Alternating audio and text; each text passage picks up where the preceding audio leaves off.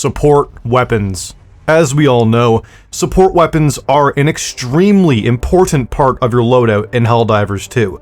Some might say it is the most important. There is a lot of variety in this category. You have some very standard weapons. You have expendable weapons, weapons that come with backpacks, and we're gonna break all of it down. There is a lot to discuss here, so we are just gonna get right into it. Here is the tier list. I will have this linked in the description in case you want to go and make your own support weapon tier list. We are gonna get started with the MG43 machine gun.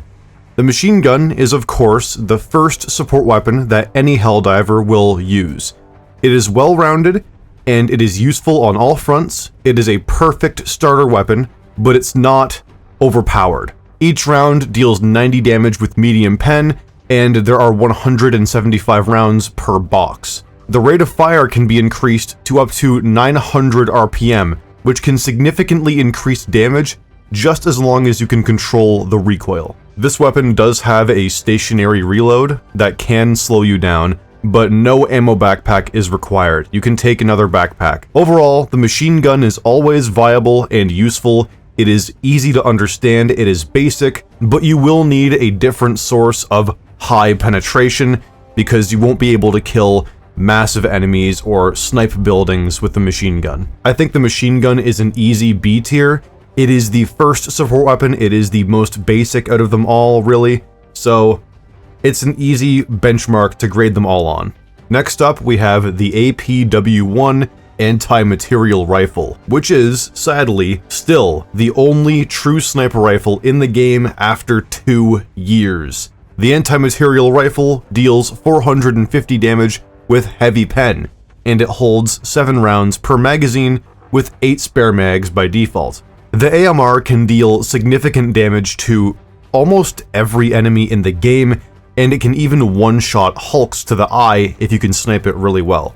It has decent fire rate, but with high recoil, so it's best used at long range to take out enemies in a few hits. There is no backpack and no stationary reload. It is very versatile, very easy to use. You can stay very mobile with this weapon because you don't need to slow down to reload it, you don't need to take a backpack, so you can bring a jump pack, which I like to pair the AMR with. I think the AMR in its current state is an A tier. It is pretty damn good.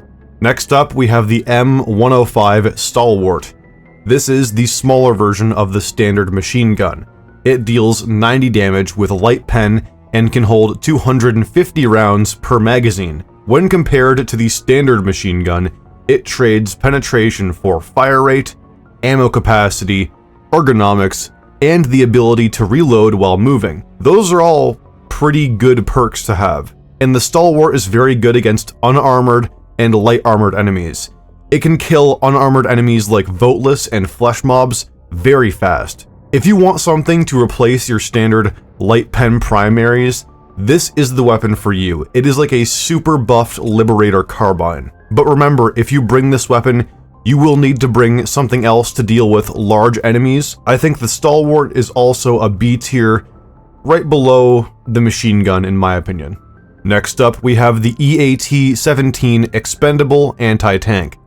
This is the original expendable weapon, often imitated but never truly replaced.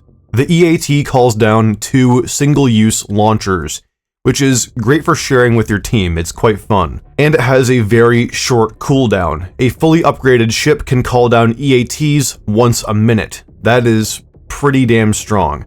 And each launcher deals 2,000 damage with anti-tank 2 penetration, making each launcher into a lesser version of a recoilless rifle shot, but of course you get 2 of them a minute. I think the best way to use the EAT is to constantly call them down, especially if you're running around the same area a lot. It can really help your team when they will randomly find anti-tank launchers scattered around an area. Overall, the EAT is just a very viable stratagem to bring. You can supplement your entire team's loadout with some more anti-tank anywhere you go, which is quite valuable. I think the EAT is a low A tier, maybe a high B tier, we'll wait and see. Next up, we have the GR8 recoilless rifle. This is easily one of the most famous support weapons in the entire game. And you know what? It's in the name, GR8. It is just great. The projectile will deal 3,200 damage with anti-tank 2 penetration, enough to kill almost anything in the entire game. There is also an alternate firing mode for splash damage, dealing 750 damage with anti-tank 1 on impact, and 800 damage with heavy pen in a 3-meter radius, reducing to 0 damage after 7.5 meters. I think that the standard heat mode is much better than the HE mode. If you want splash damage, just take a different weapon. The real recoilless rifle is in the standard heat rounds. You bring it for insane damage at long range, and this weapon is pretty much unmatched for anti-tank damage at long range, apart from something like the spear. The recoilless rifle is the easiest S tier. It's way too good, especially against enemies like the bots. Next up, we have the Flam 40 flamethrower. This is the original flamethrower. It's still a good option for fire damage, but the Cremator does a much better job at living out the power fantasy of a flamethrower. But of course, this flamethrower requires no backpack, allowing you to do cool things like combo it with a hover pack or a flame dog, the hot dog, so you can just, set fire to everything. Really, the flamethrower on its own is completely average. It is not very remarkable in the current state of the game, but that doesn't mean it's bad, that just means it's normal. The flamethrower is definitely a B tier. I think, I'll put it below the stalwart and the machine gun for now. Next up, we have the AC-8 autocannon. Arrowhead considers the autocannon to be the best balanced weapon in the entire game, and I get where they're coming from. It's decent, but it's not overpowered. The autocannon has 2 ammo types, APHET and Flak. APHET rounds deal 325 direct damage with heavy pen, and explodes for 150 damage with medium pen in a 2-meter radius, reducing to 0 damage over 4 meters. Flak rounds detonate in close proximity to enemies, dealing 190 damage with medium pen in a 2-meter radius, reducing to 0 damage after 7 meters. Flak rounds also spawn 30 shrapnel, giving it very similar damage to a frag grenade. This is incredibly useful against groups of smaller and even medium enemies. Flak rounds are by far the more satisfying option. I think that APHET rounds need a small buff. They could even be bumped up to anti-tank penetration, and I don't think that would break the balance of the game, but, in practice that could be a bit too much. And I should mention that the autocannon, of course, requires an ammo backpack and has a stationary reload, which might turn some people off. But overall, I think that the autocannon is a very good and very versatile support weapon, and you could find success using this weapon on any front and on any difficulty if you know how to use it. I think the autocannon is also a very low A tier and maybe a high B tier. Again, we might change all this around later, we'll see. Next up, we have the MG206 heavy machine gun. The HMG is the largest among the basic machine guns, and it is my personal favorite out of the bunch. As you can tell by the name, it is a very heavy weapon. It comes with very low ergonomics, a low fire rate, and high recoil when compared to other machine guns. But it hits way harder. Each round deals 150 damage with heavy pen, and it can hold 100 rounds per magazine, and that is a lot of damage per reload. This will chew through most enemies in the game with ease, but you can't just use it at close range. You have to keep some distance from your enemies, and then this is an incredible weapon because, again, the ergonomics make close range fighting very difficult. And you should know that this weapon does have a stationary reload, much like the basic machine gun. But overall, I really like it as someone who plays more ranged focused enemies like the bots or the appropriators. I like it quite a lot, so I think the HMG is a high A tier next to the AMR. Next up, we have the RL-77 Airburst Rocket Launcher. This is one of the most fun support weapons in Helldivers 2. It can create total chaos in a pretty large area. When the rocket detonates, it clusters into 25 small explosives. It can wipe out an entire area of small to medium-sized enemies.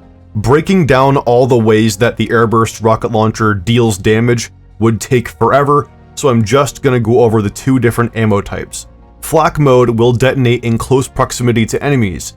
Otherwise, it will travel for around 400 meters before detonating. This is the best option for taking out enemies at long range. Cluster mode does not feature a proximity trigger. It will detonate after 60 meters or on impact. This is useful for detonating above enemies in mid-air, covering an area in explosives, but it has extremely limited range. This can be useful when you're trying to shoot over a wall into an enemy base. Simply aim above, high up in the air, and it will coat the whole area in cluster bombs. Both ammo types have a niche. They're both very fun to use, and they're both useful. They essentially feature the same damage, but you have to keep in mind that the airburst rocket launcher only goes up to medium pen. It is not good against massive enemies like factory striders, but it can be very useful against large groups of a more varied enemy.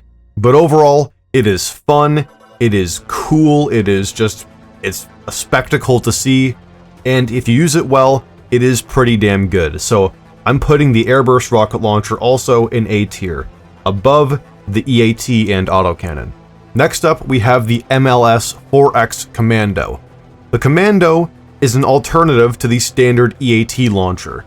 The Commando, of course, has a very short cooldown, just like the EAT, but it only comes with a single launcher. The Commando holds 4 missiles.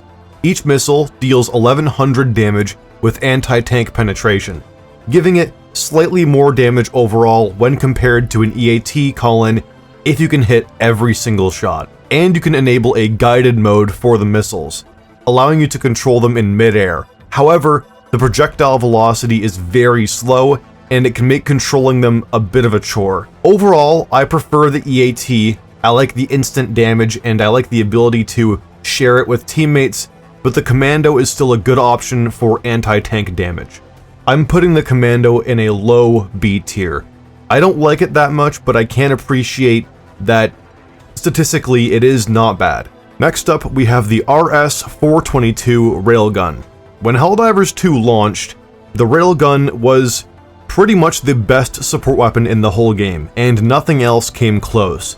But the overall balance of the game has changed quite a lot since then. The Railgun will deal 600 damage when you charge it up and fire on safe mode, and when you enable unsafe mode, it can deal up to 1500 damage, but charging it for too long will make it explode in your hands.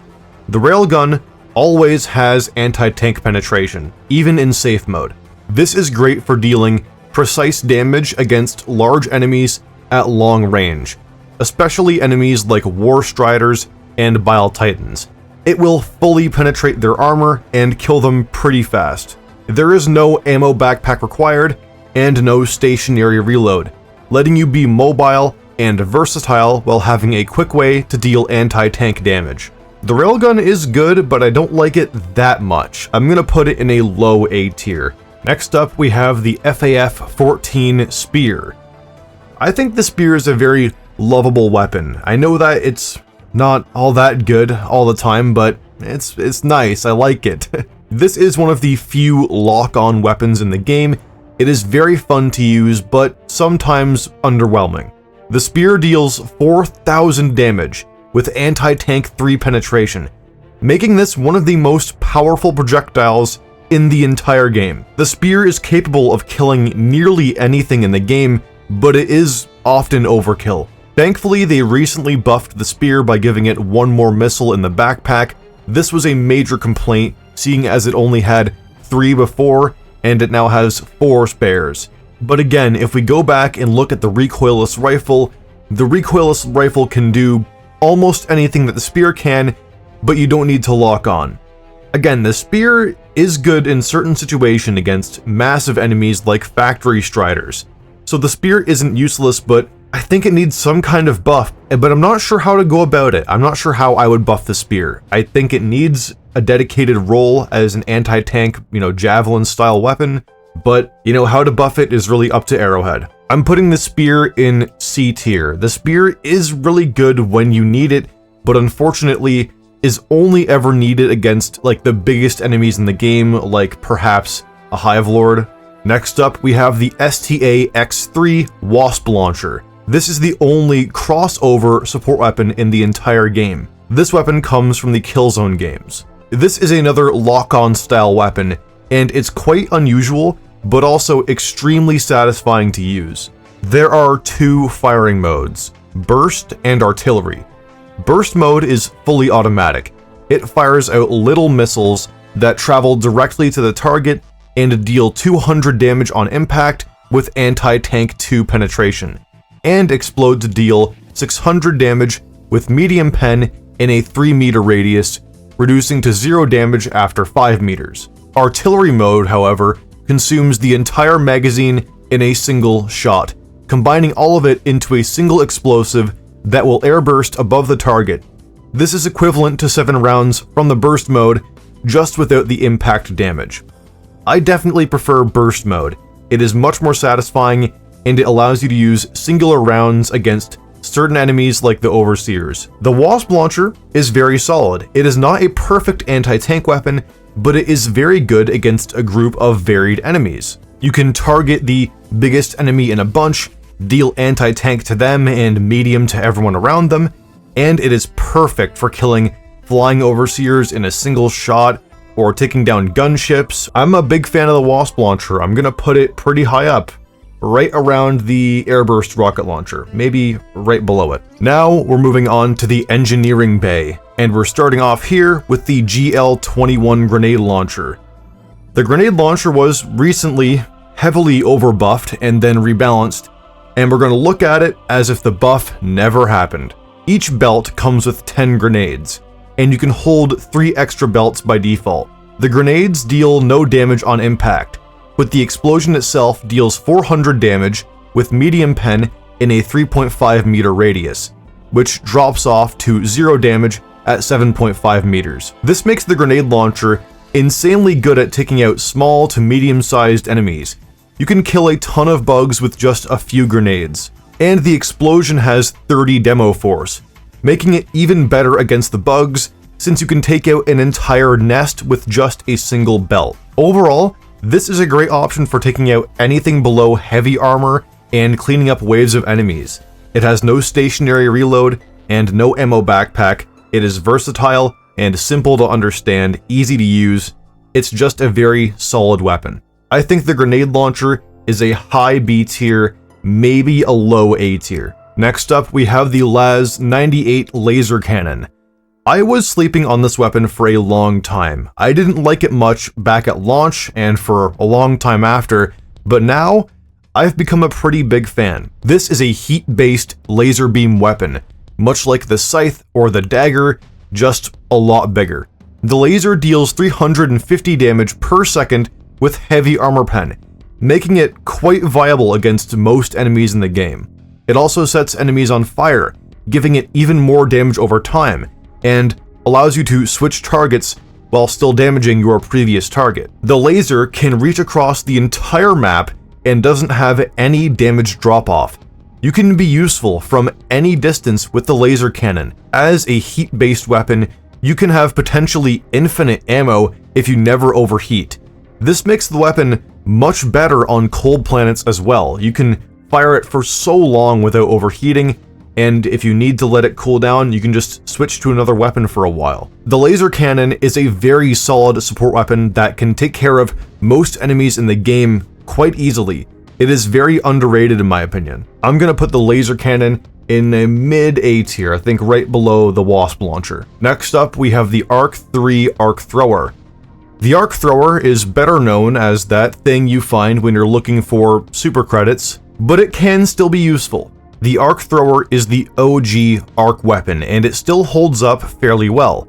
Each arc deals 250 damage with anti-tank level 3 penetration, making it capable of dealing damage to nearly anything in the entire game. The arcs will stun enemies for a small amount of time, giving you and your teammates an opportunity to deal some pretty easy damage. It can arc to enemies within 55 meters, which is a very generous range, but make sure that you're not going to accidentally kill any friendlies before you fire. Overall, this is a very solid support weapon. It doesn't deal a ton of damage, but it can penetrate almost any armor, chain to enemies, and even stun them at a pretty generous range. I think the arc thrower is also a B tier weapon. It's not perfect, but it's pretty damn good when you know how to use it. Next up, we have the LAZ-99 Quasar Cannon. The Quasar Cannon is basically just a side grade to the recoilless rifle with some key differences. The Quasar Cannon charges up before every shot, and each shot deals 2,000 damage with anti-tank level 2 penetration, making each shot equivalent to an expendable anti-tank launcher. It reloads automatically once it overheats, and it has infinite ammo with no need for an ammo backpack. This is easily one of the best parts about the weapon, is that literally infinite ammo. That's pretty damn valuable. Now, the Quasar Cannon does take a long time between shots, but between shots, you are able to stay mobile and use other weapons. This is an extremely versatile option for anti-tank damage, and it is capable of killing lots of different large enemies in a single shot. It's just really solid. I think the Quasar Cannon is like a higher A tier. I'd say right below the AMR. It is very, very strong, but I do love my AMR. Next up, we have the TX-41 Sterilizer. Frankly, I never liked the Sterilizer, but after the recent flamethrower buff, this is slowly turning into a completely useless weapon in comparison to any of the flamethrowers. The Sterilizer is basically a gas thrower, which is a fun idea for a weapon, but right now, I see almost no reason to use it over a flamethrower. The Sterilizer deals 1 gas damage per tick with anti-tank penetration, and applies the gas status effect, which will confuse and slow enemies while dealing 25 gas damage per second. This pales in comparison to the flamethrower, which deals 2 damage per tick, confuses and slows enemies, and sets them on fire for 100 damage per second with heavy armor pen. The major difference between the Sterilizer and the flamethrower is that the Sterilizer can penetrate 1 more level of armor and can confuse enemies for longer, but the flamethrower deals far more damage and can set terrain on fire, making it far more effective for actually killing enemies and completing your mission. The Sterilizer just isn't good enough compared to flamethrowers right now. It needs some kind of buff. Maybe it could leave clouds of gas behind when you shoot it, or it could have an alternate firing mode to shoot out a ball of toxic sludge that creates a long-lasting gas effect in an area. But no matter what, this weapon is terrible in its current state. I never liked it to begin with, but right now, it is just awful. Sterilizer is D tier. Straight up. Next up, we have the CQC-1 One True Flag. I have been tearing this weapon apart ever since it came out. It was a lazy reskin of the stun lance that got shoved into a warbond for no good reason, but they have finally given the flag a unique feature. It will now taunt enemies, allowing you to act almost like how a tank does in a traditional MMO. Not only does this make the flag great for challenge runs, but this also gives it a legitimate role in the game. You can distract enemies from your friends while they complete an objective or call in their own stratagems. It's a very fun idea, and it fits well with the game, not only balance-wise, but thematically. This is great for people who want the extra challenge and want to engage in that kind of like roleplay. Finally, they made the flag do something unique. That's all I needed it to do to not hate it. But other than that, this is just the stun lance. It will act just like the stun lance when attacking an enemy. So keep that in mind. It is still not good for damaging anybody, but at least it has its own niche now. And I can't believe I'm gonna do this, but because the flag does something that no other weapon in the game can do, I'm putting it in S tier. I know, I would have never said this a year ago, but I actually think that the flag now has a use that cannot be filled by anything else in the game. Next up, we have the GL52 De-Escalator. The De-Escalator is a somewhat underrated weapon. People were really sleeping on this thing, but it has been slowly buffed over time into a pretty respectable weapon. This is a rotary grenade launcher, which means that it doesn't take belts like the standard grenade launcher. It reloads round by round, which does take longer, but it means that you can't waste any ammo by reloading. The projectile itself deals no damage on impact, but it will create 10 arcs of electricity that will deal 100 damage with heavy pen to any nearby enemies, and apply a small stun. The arcs can travel about 12 meters away from the impact. The de-escalator does not deal any explosive damage, and it does not have enough demo force to take out enemy spawn points, so you need to bring a different method of taking out enemy buildings. And the de-escalator has an odd quirk. It cannot deal damage to the user. This makes it extremely good in close quarters compared to a lot of other support weapons. Overall, the de-escalator is one of the best weapons for crowd control. It has good area of effect damage, the ability to stun, and heavy pen. The only issue is the lack of demo force. You will need to compensate for that. I think the de-escalator is also a high B tier weapon. Next up, we have the Plaz 45 Epoch. The Epoch is basically a massive version of the Purifier, but with some key differences.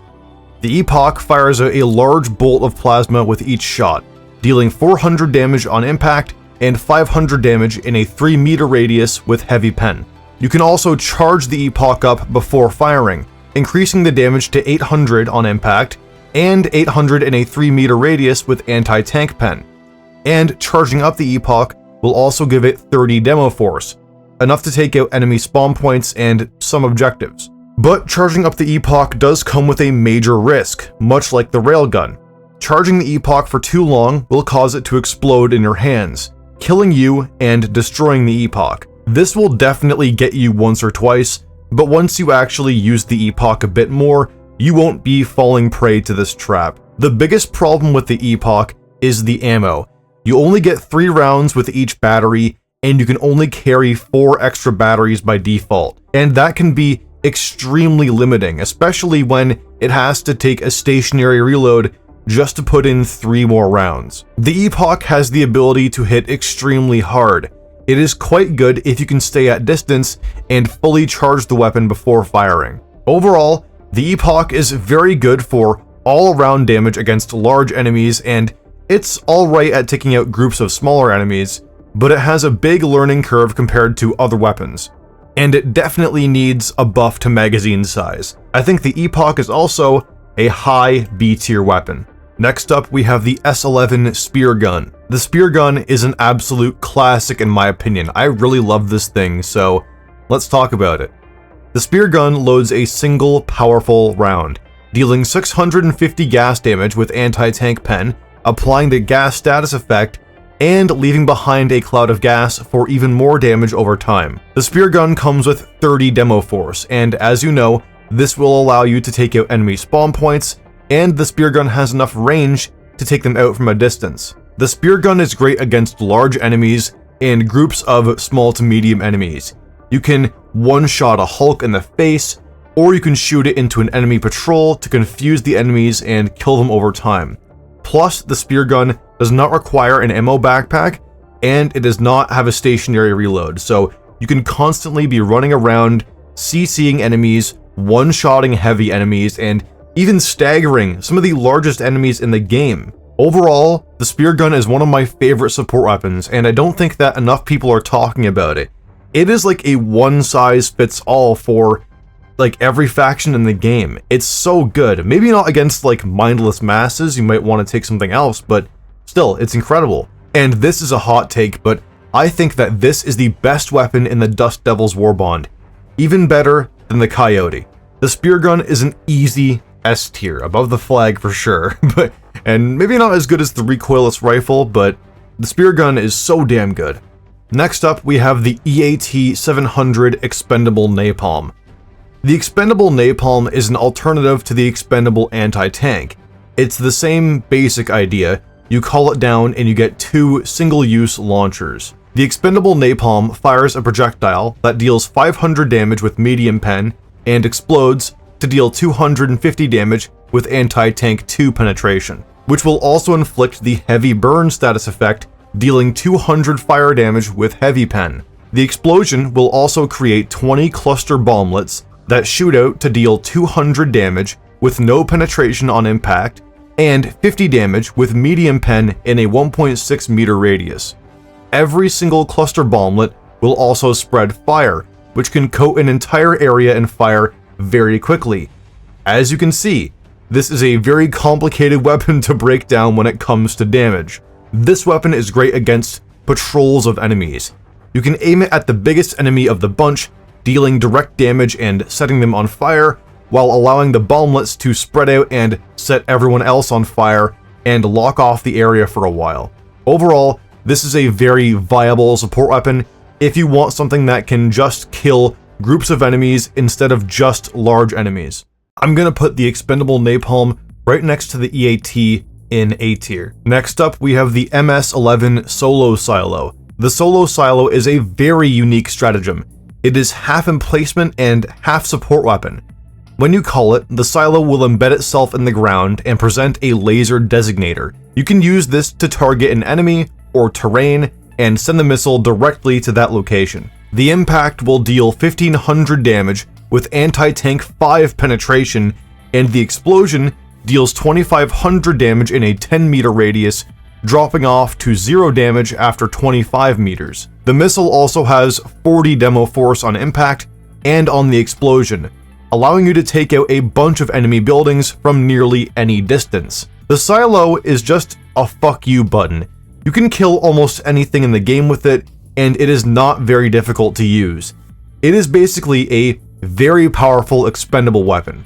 But the Solo Silo does have the longest cooldown of any expendable weapon, 3 minutes by default. This makes it basically impossible to use on its own. You will definitely need to bring another support weapon to supplement your loadout. This cannot be used on its own. Overall, the Solo Silo is a very unique support weapon. It's more like a tool you get once every 3 minutes. It is very effective at taking out groups of large enemies and destroying enemy bases, but you absolutely need to bring another support weapon.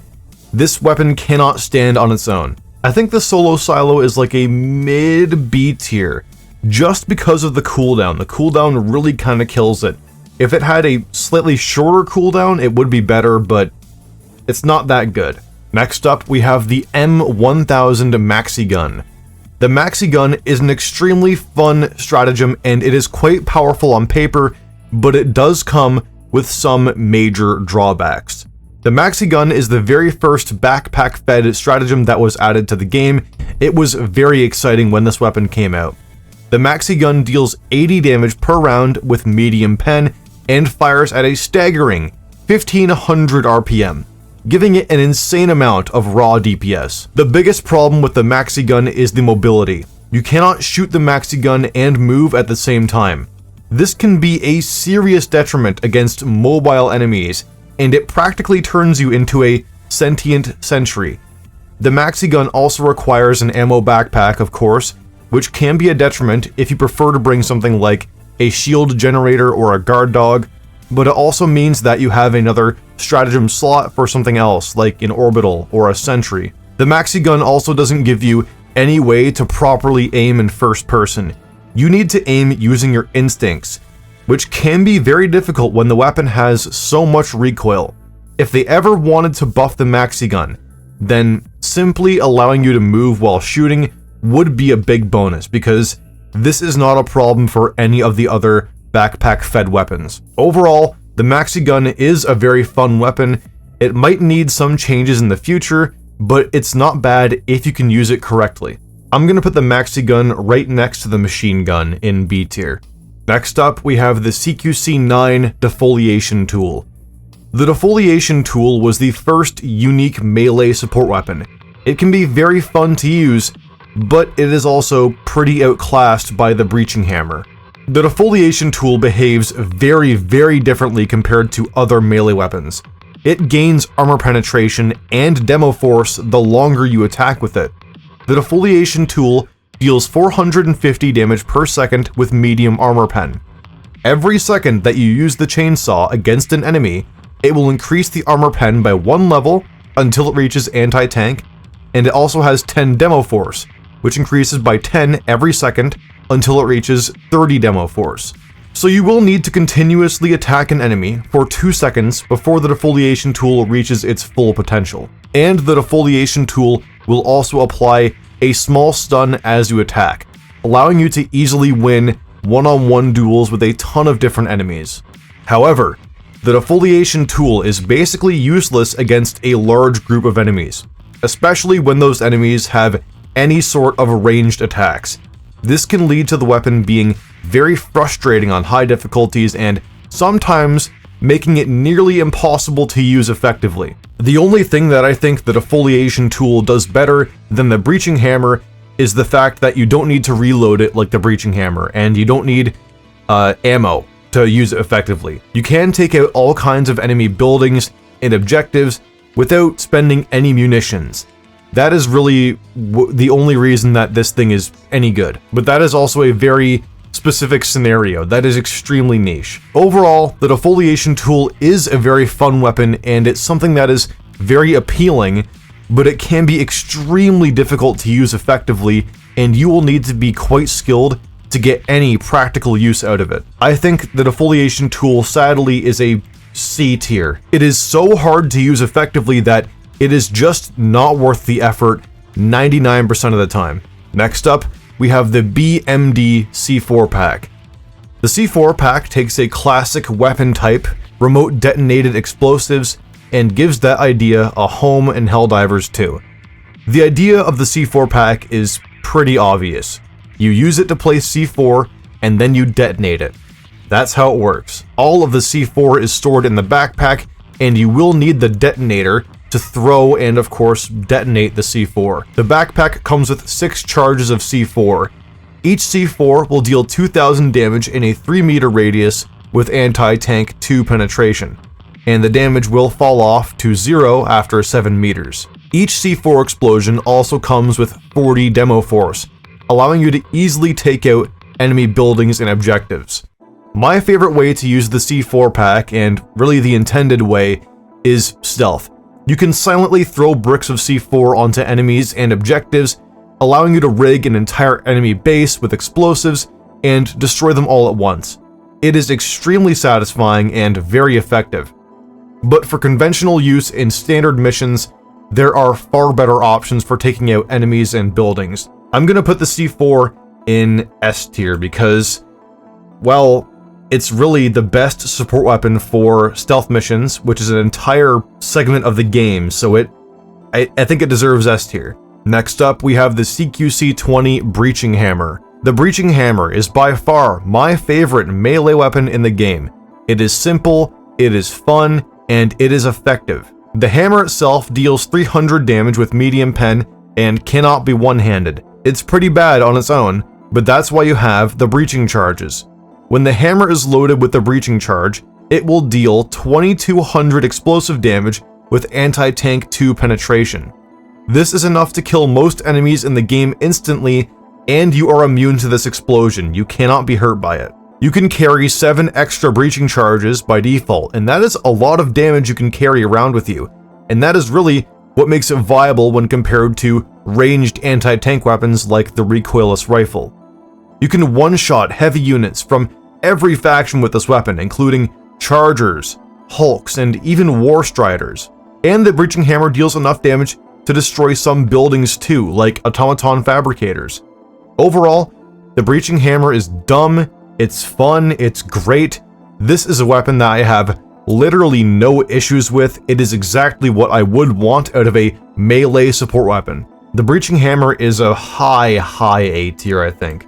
Maybe the top of A tier. It's very, very fun, and it's actually quite good. Next up, we have the EAT-411 Leveler. The Leveler is the biggest, baddest launcher in the game. It is devastating, but it does come with its own drawbacks. Calling down the Leveler does not give you 2 launchers like many of the other expendable weapons. Instead, you only get a single, more powerful launcher.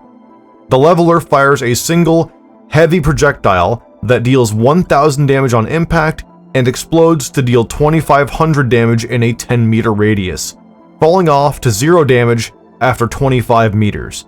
The projectile and the explosion both penetrate anti-tank 2 armor. The Leveler can one-shot almost anything in the game, including War Striders and Bile Titans, and it has enough radius to be effective against groups of enemies too. Plus it has 40 demo force, making it effective against enemy buildings as well. It is a very versatile launcher. The biggest drawback of the Leveler is the cooldown.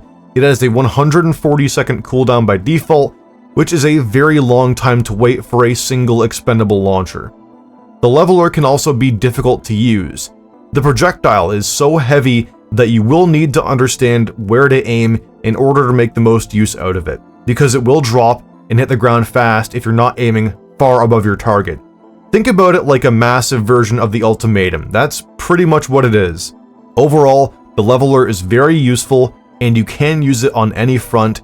I think that the weapon itself is kind of perfect, but I would like to see a slightly shorter cooldown for it. 140 seconds is a long time to wait for a single launcher. I'm gonna put the Leveler right above the other expendables in A tier. Next up, we have the GL-28 belt-fed grenade launcher. This is the second backpack-fed weapon to be added to the game. Expectations weren't very high for this weapon, and I feel like those expectations were met. The BFGL can hold 100 grenades at a time. Each grenade deals 0 damage on impact and 150 damage in a 2-meter radius with heavy pen, falling off to 0 damage after 4 meters. Even with all that ammo, the damage can feel lackluster sometimes, especially against medium-sized enemies where you might expect them to die a lot faster to such an overwhelming amount of firepower. The BFGL consumes a lot of ammo to be effective. You will end up using a lot of resupplies to get the damage you need out of it. This is a big problem in a co-op game where people need to share supplies. The BFGL definitely needs some kind of buff. I think that it should deal direct damage and the grenades should carry some shrapnel, which appears to be something that the developers were experimenting with before it came out. Overall, the BFGL isn't terrible, but there are better alternatives. If the standard grenade launcher still had heavy pen, then this would be nearly useless, but since this weapon can penetrate heavy armor and the standard grenade launcher cannot, it does have a small niche. I think this is a low B tier. Pretty low B tier. Next up, we have the B-Flam 80 Cremator. The Cremator is easily the best fire weapon we have ever seen in Helldivers 2. It is incredible, and it far surpassed my expectations when it came out. The Cremator is easy to understand. It is a backpack-fed flamethrower, which is something that a bunch of people were asking for, and we got what we wanted. The Cremator has better range than the other flamethrowers, and it deals much more direct damage. This makes it far more viable against enemies with range like bots and appropriators. The new crowd control buff for flamethrowers really makes the Cremator into something incredible against groups of enemies. The ability to deal more damage to more enemies at once while confusing them really makes the Cremator just stand out so well. This weapon really lives up to the power fantasy of using a high-powered flamethrower. I love this thing so much. I'm putting the Cremator in S tier. It's that damn fun. It's so good. It's so good. I just love it. And finally, we have the MGX-42 Bulletstorm. The Bulletstorm is our newest support weapon, and it is also the newest expendable weapon added to Helldivers 2. The Bulletstorm functions much like other expendables. You call it down, and you get 2 weapons. Each one is loaded with 300 rounds, and can be called down every 70 seconds by default. That is a really steady stream of firepower. That is a lot of bullets every minute. Each round deals 100 damage with light armor pen, and the Bulletstorm fires at a staggering 1300 RPM, making it one of the fastest firing weapons in the entire game. The fast fire rate and the very good damage makes it incredible for taking out enemies with light armor or no armor. This makes it perfect for fighting against the standard Illuminate and mindless masses, and it's also great for taking out any of the smaller enemies on the bug front too. One issue with the Bulletstorm is the lack of optics. Going into first person is similar to the maxi gun, where there is no proper way to aim. You can only point fire the weapon and kind of trust your instincts. Overall, the Bulletstorm is a great side grade to the Stalwart. It is always fun to shoot a weapon with high fire rate and it has the damage to back it up. This is a very fun and surprisingly viable weapon. I think that the Bulletstorm is also a high A tier. I prefer it over the Stalwart, frankly. Put it like right around there. Now, what would I change about this? I think the Solo Silo is a bit high on here. I don't use the Solo Silo often. I kind of avoid it, so it needs to drop a few slots here. The Solo Silo is going behind the Flamethrower, but in front of the BFGL and the Commando. You know what, I'm gonna drop the Commando to C tier. I just don't really like it that much. It's a me thing, it's my personal opinion. I also might drop the Expendables a bit too. I think the autocannon is a bit too low on here. I'm gonna bump that up right below the laser cannon. The railgun might get knocked down to B tier. Honestly, I also don't use the railgun that often. And I think the de-escalator needs to be higher too. I'm gonna put that above the Expendables in A tier. I think I'm gonna drop the EAT down to B tier as well, like right below the maxi gun and the machine gun. I'm also gonna put the leveler down here as well, and I'll keep the expendable napalm in A tier. Putting the flag in S is kind of a meme, you know, but I mean, I think I justified it pretty well. The flag is gonna be in S tier this time, guys. And I will bump the Stalwart up a little bit to be right around the other sort of machine gun items. And that is my current tier list. I'm pretty happy with that. You know, make sure to comment down below and tell me how wrong I am, because I know that we're not gonna agree on everything. And there you have it. I just broke down and ranked every single support weapon in Helldivers 2. Don't forget that I have the tier list template in the description, so if you want to make your own, feel free to do that. And if you want somewhere to share it, go join our Discord server. You can join up and find some people to play Helldivers with, or any other game. And if you are interested in other games, please go subscribe to my second channel. I'm gonna try and grow that and do other things on there that are not Helldivers. And as always, I want to thank all of my Hell Troopers.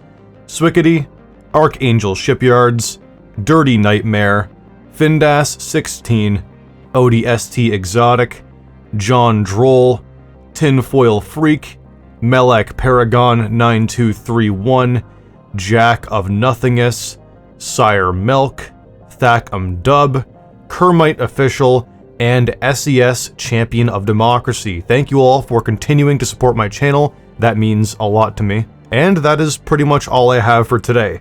This is Grand Moff Togan of the SES Prophet of Dawn, signing off.